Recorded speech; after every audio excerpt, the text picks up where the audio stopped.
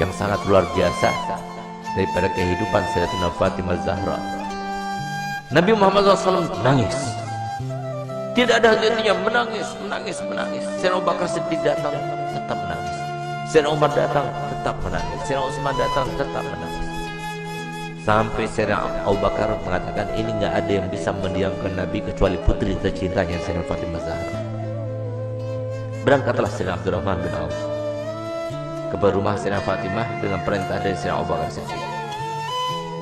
Dikatakan, siapa di luar sana? Ibn Auf, wahai Fatimah. Untuk apa kamu datang kemari?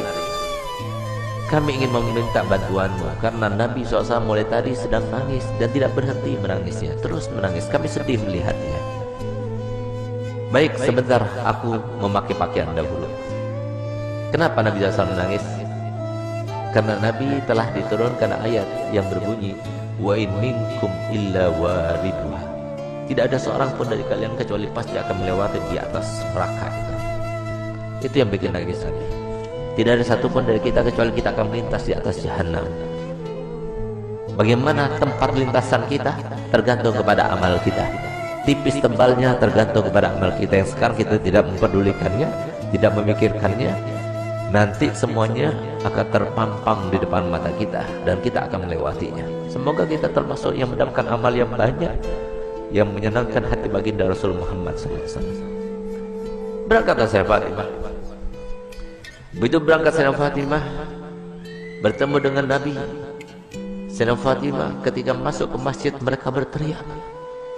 Semua sahabat Nabi berteriak Allahu Akbar. Kenapa demikian? Kenapa mereka berteriak? Karena mereka jarang melihat Sayyidah Fatimah Zahra, seorang syarifah, cucunya Nabi, anaknya Nabi, yang pada suatu waktu Nabi SAW membuat sebuah teka-teki, di mana teka-tekinya itu berbunyi begini. Tahukah kalian siapakah sebaik-baik wanita? Tidak ada seorang sahabat pun yang menjawabnya. Sampai kemudian Imam Ali pulang ke rumahnya dan dia sampaikan pertanyaan Nabi kepada Sayyidah Fatimah. Maka Sayyidah Fatimah, aku tahu jawabannya. Apakah wahai binti Rasul?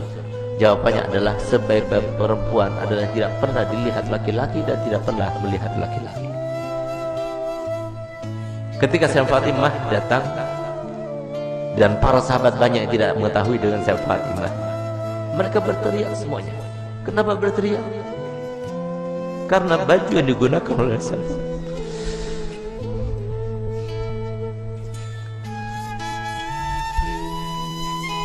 baju yang dibuka,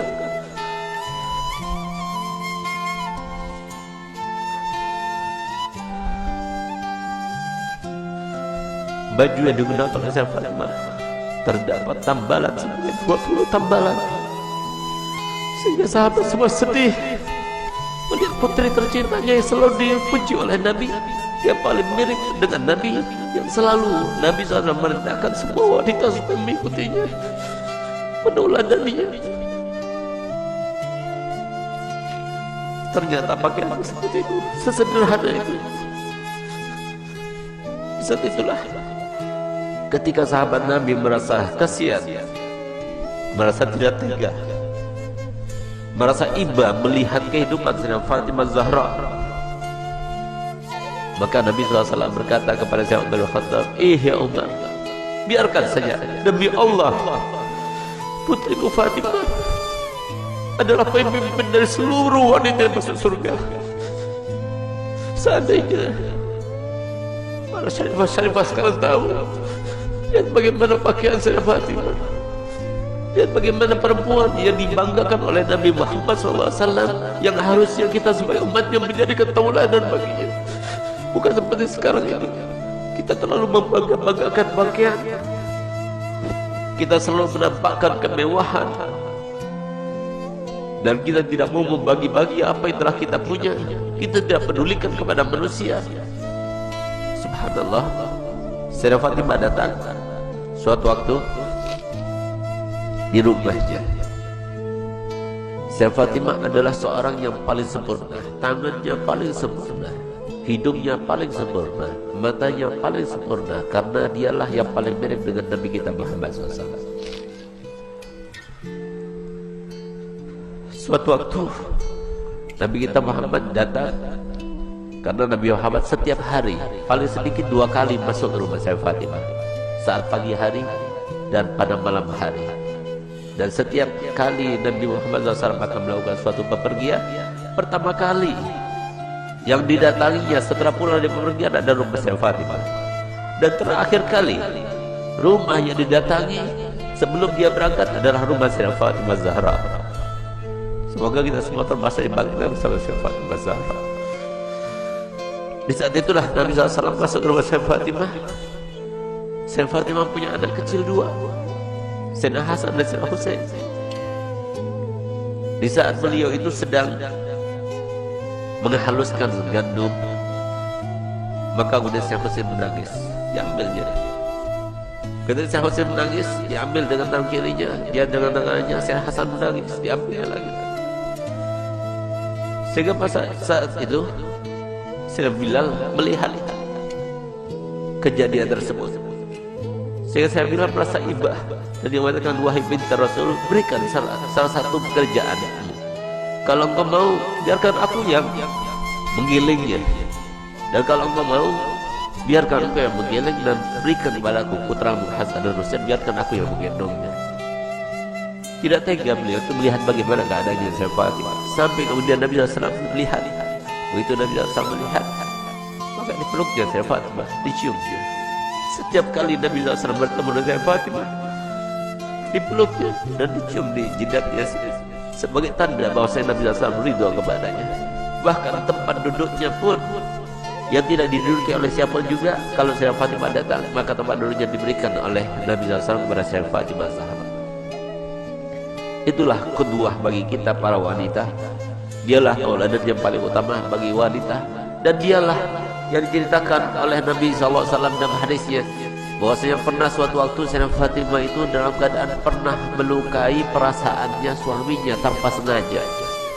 Dia berbicara dengan suatu ucapan, dia tidak sadar kalau ucapan itu membuat marah suaminya. Tidak paham, bukan sengaja, tidak, tapi tidak sadar, tidak sengaja. Tapi apa yang lakukannya?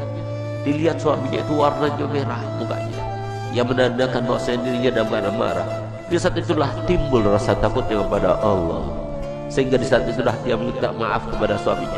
Maafkan aku, wahai suamiku. Tapi ternyata wajah Imam Ali tetap masih merah. Takut dia kepada Allah, sehingga rasa takutnya luar biasa itu sampai beliau itu menangis histeris dan dia mengatakan, wahai suamiku, sampai dia berjigak-jigak memutari suaminya Sayyidina Ali bin Abi Thalib. Suamiku, maafkan aku, sambil dia itu berkeliling seperti layaknya orang yang sedang tawaf. Di saat itulah kemudian Sayyidina Ali melihat kepada Sayyidah Fatimah yang melakukannya. Dia merasa geli dengan apa yang dilakukannya, maka dipeluknya dan mengatakan, wahai binti Rasul, aku sudah maafkan. Subhanallah, sore harinya dia bertemu dengan ayahandanya Nabi Muhammad SAW. Ketika bertemu dengan Nabi Muhammad, maka apa ujar Nabi Muhammad? Ya Fatimah, telah sampai kepadaku apa yang telah kamu lakukan tadi. Kalau seandainya engkau meninggal dunia sebelum engkau mendapatkan maaf dari suamimu, maka niscaya aku tidak akan melaksanakan sholat jenazah terhadapmu. Disinilah maka para ulama mengatakan bahwasanya istri yang tidak solihah, maka dia itu tidak akan mendapatkan syafaatnya Nabi Muhammad SAW. Banyak di antara kita yang tidak faham bahwasanya surga itu murah disangkanya, surga itu mudah untuk kita dapatkan. Siapa bilang? Rasulullah telah bersabda, ala inna sil'atallah ghaliyah, ala inna sil'atallah ghaliyah. Ketahuilah bahwasanya barang yang dijanjikan Allah Ta'ala dengan sabar kalian, dengan kalian sabar melaksanakan perintah kami, dengan kalian sabar dengan melaksanakan perintah Allah, itu sangat mahal harganya, yaitu janji Allah untuk kalian adalah surga. Tidak mudah untuk mendapatkan surga, mudah. Harus sabar, harus melawan hawa nafsu.